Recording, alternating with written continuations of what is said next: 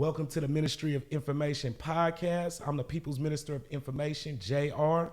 Today I had to bring my folks from the town, teachers in the community. I met them as they were teachers at my daughter's school, Roses in Concrete, which we know in Oakland as the Tupac School, Kariga and Felicia Bailey.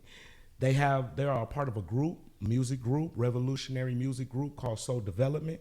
They write books under the publishing name Soul Affirmations, and they also have the Soul Affirmations podcast.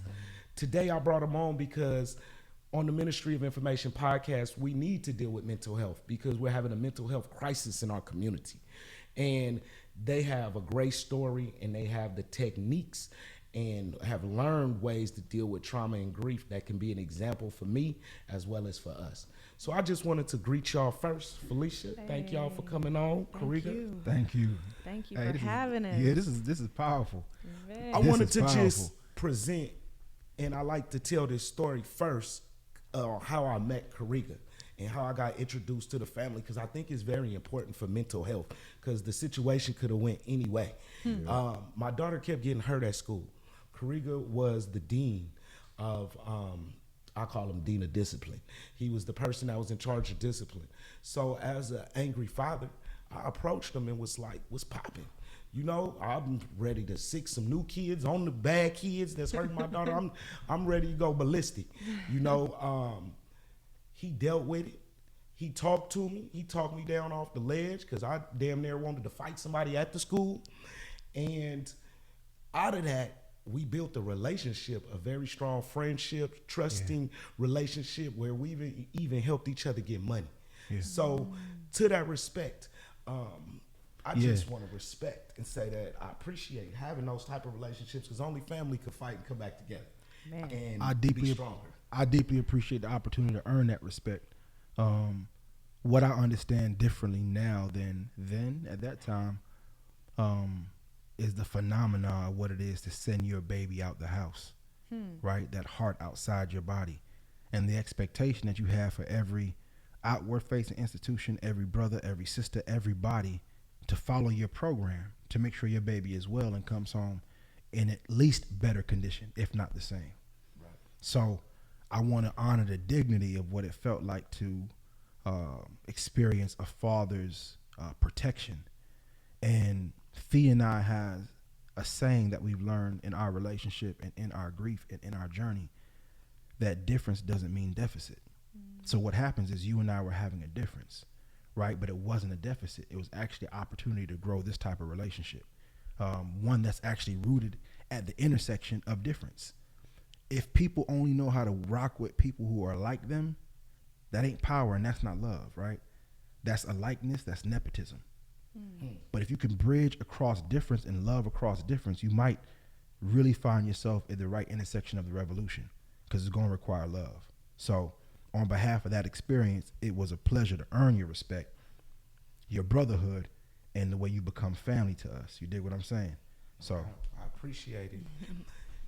And I just wanted to present with Fee, my daughter saw you as like an auntie figure at the school. She would come to, you know, these two got a baby, which we'll get into later. But I just wanted to do the personal introduction on how I know these two.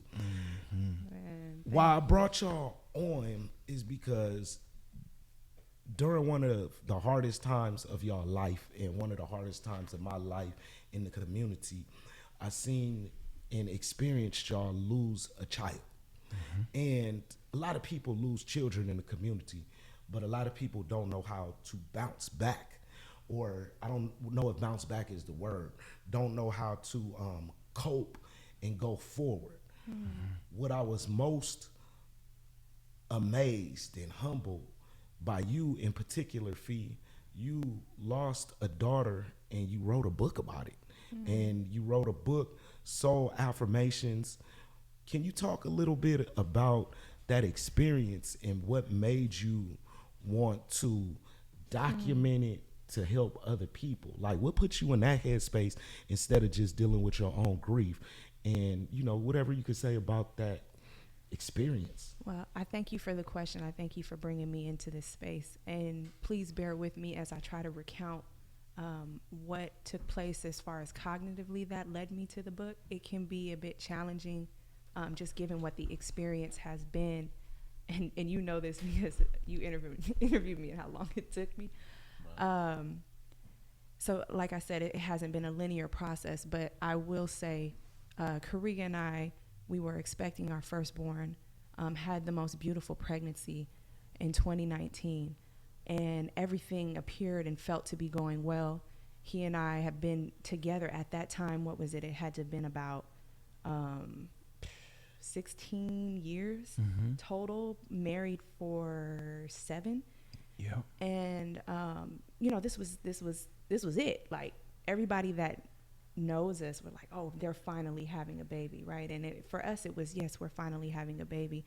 And nothing could have prepared me for what took place, for what happened. We carried 41 weeks to the day, went into labor, and had complications during delivery, unexpected, and now I am learning how to be a mother differently than I imagined, right? I've had to sit with my grief, which is something that I actually did not want to do. I can account many times where I was left home to be present with it, and the rage that I would feel, the anger that I would feel, all of the questions that I had. There would be guilt. I mean, there's so many different emotions that come with grief. But one thing that I knew for sure, I remember, like, maybe on the 7th day after being home, I said to Kariga, like, yo, I don't want to be rushed back into some world where I have to exist as I once was. Like, I want people to know me as Kamayu's mom. And I was starting to realize that when I was talking about her, that I felt the most joy. Like, I felt well, if you would, right? And I felt like if I did not spend that time being angry or sad or any of the other emotions that came to me, then I wasn't my wellest self. I felt like I was pretending. I felt like I was acting. Like, it didn't feel right.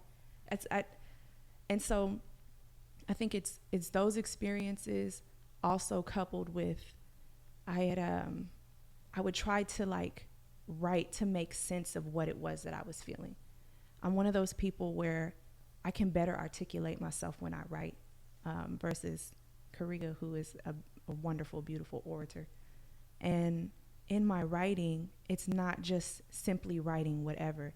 I will take the time to find the exact word. And so in that process, I was able to understand more about what it was that I was feeling. And sometimes there would be some dissonance. Somebody might say something that was really well intended, but wasn't true for me. And I had to, like, seriously go in and investigate it. And so I have a lot of journal entries of me writing and naming my truth from the experience, whether it's in my phone, whether it's in my journal, whether it's just in conversation with Riga.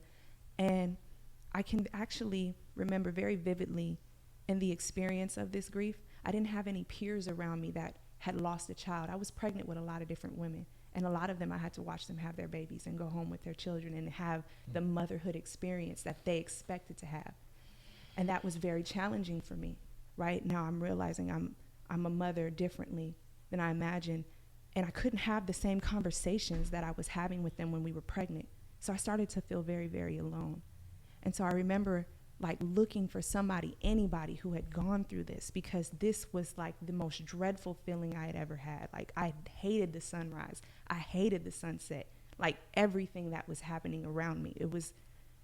I was in despair. But it wasn't until I had a conversation with another mother who had a similar experience, and I'm telling her how I'm feeling, and she's like, I get it. And it was like, oh, snap. I'm not crazy for feeling this way. Like, I'm not crazy for trying to rush back into work or trying to do other things instead of be exactly how I'm feeling. Like, this is normal. And when I found out, like, that how I was feeling was normal, and having conversations with other mothers and other parents, there was this connectedness that was happening. And I realized, like, the next day after I would have those conversations, I could rise just a little bit faster.